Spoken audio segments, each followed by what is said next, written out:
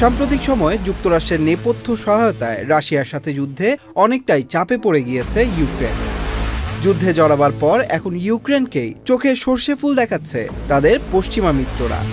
এর আগে সামরিক সহায়তার বিনিময়ে ইউক্রেনের খনিজ সম্পদে হাত দেবার পর এবার ইউক্রেনের সব ধরনের মার্কিন অস্ত্রের চালান বন্ধ করে দিয়েছে যুক্তরাষ্ট্র।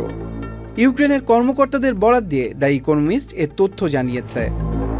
দ্য ইকোনমিস্টের প্রতিবেদন বলছে, ওভাল অফিসে ট্রাম্প এবং জেলেনস্কির মধ্যে উত্তপ্ত বিতর্কের পর গত মার্চ মাসের শুরুতে অস্ত্র সরবরাহ এবং গোয়েন্দা সহযোগিতা সাময়িকভাবে বন্ধ করেছিল যুক্তরাষ্ট্র।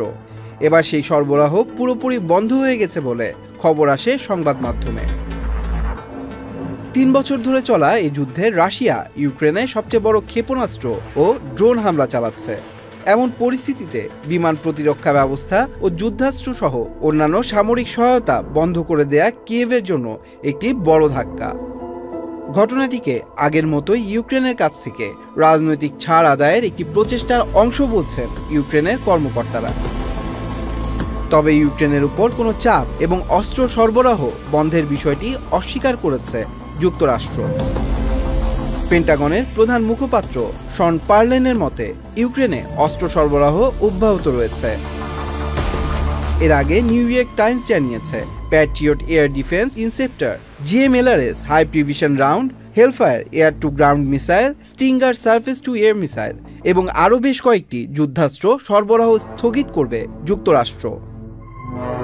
ইউক্রেনের পররাষ্ট্র মন্ত্রণালয় ইতিমধ্যে কিয়েভে নিযুক্ত মার্কিন চার্জ দ্য অ্যাফেয়ার্স জন গিনকেলকে সরবরাহ বন্ধের পরিস্থিতি নিয়ে আলোচনা করার জন্য তলব করা হয়েছে।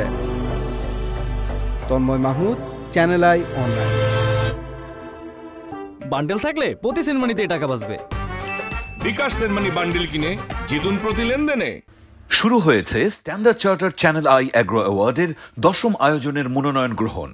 এবার নতুন ক্যাটাগরি বছরের সেরা ছাদ কৃষক সহ মোট 13টি ক্যাটাগরিতে পুরস্কার প্রদান করা হবে।